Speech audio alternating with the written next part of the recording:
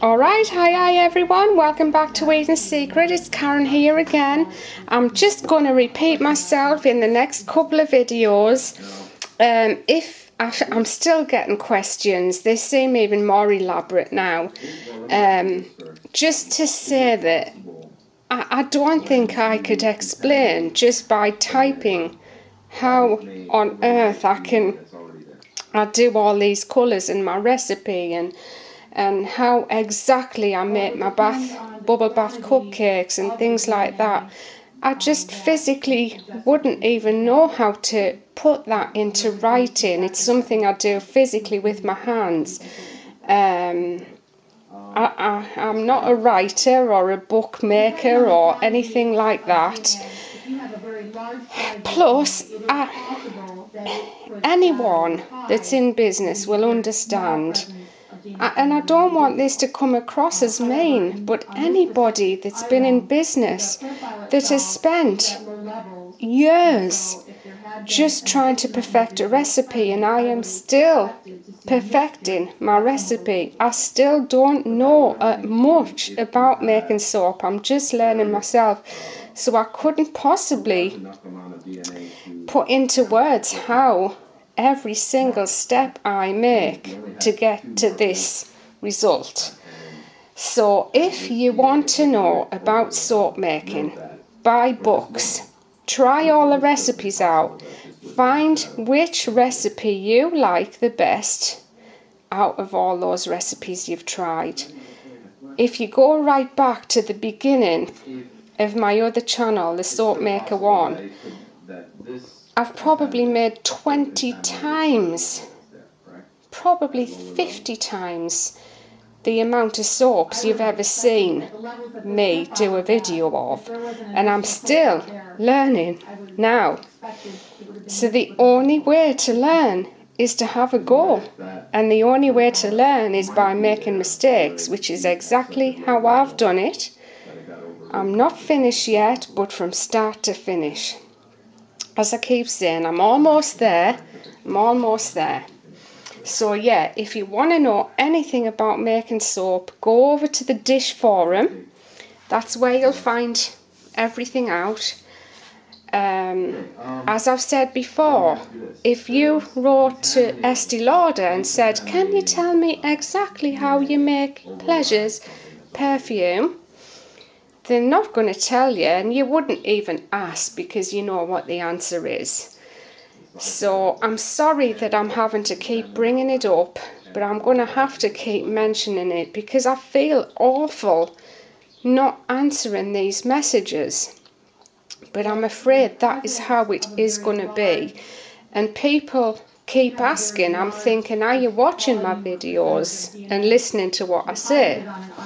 So here we are today with, I've got 3 choices for names on this one: Wild Fairies, Dancing Fairies, or Fairies Dance.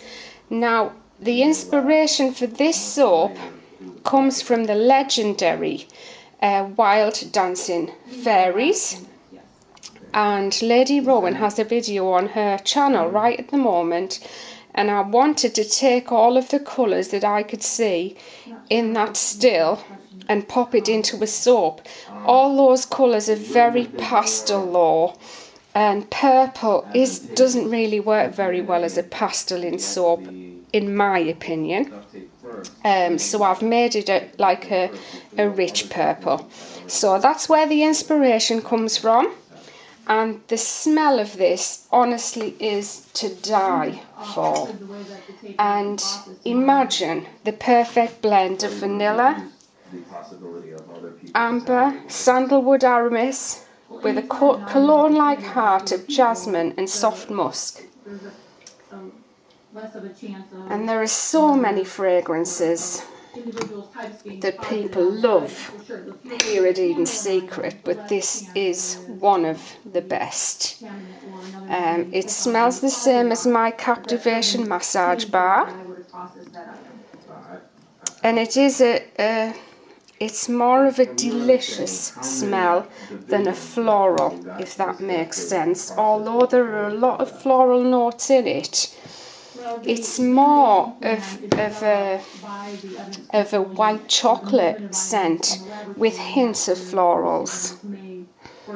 And as you can see, I've got just plastic crystals in this to decorate it.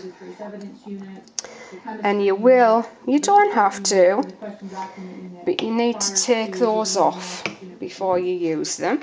But they're not going to cut you or anything like that if you leave them on there. The other thing I was just saying to someone is I actually don't like to cut all my slices of soap up into little pieces. You know, I know lots of people do like to do that, but I like the experience of using a piece of soap and washing away with it and seeing how every layer of that soap changes colour. So I'm not one of these to want to cut up my soaps. I think the benefit of cutting soaps up is I think they do last longer if you cut them into smaller pieces. So if you want to be economical with your soap, that's a really good way of being economical with the soap, because if you're rinsing water over the whole bar of the soap all of the time, obviously it is going to wash away quicker. So as you can see, again, it's a harder bar. I feel it's just a little bit too much on the hard side, so I'll probably be reducing the lye content by just a minuscule amount. And I'm pretty pleased with how this one's turned out as well. As I've said before, it will discolour slightly. It doesn't go dark brown or anything like that, just a tinge. And I would have liked to have done the peachy colour like cream, but I chose the peach just because it does discolour. I could have used a brown, but I changed my mind. So here we are on For Love 2. If I could have the opportunity to explain. Go ahead. Okay, thanks.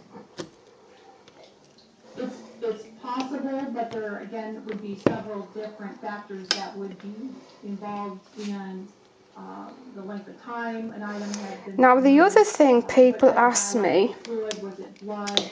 And if anybody knows the answer to this, this is just something I'm guessing. You can actually use the soap as soon as it's made. I remember watching a video. A lot of people wondered, do you have to wait until it's cured? And I'm pretty certain the answer is no. You can actually use soap as soon as it's made, because the pH on it immediately after saponification, you know, just after you've made it,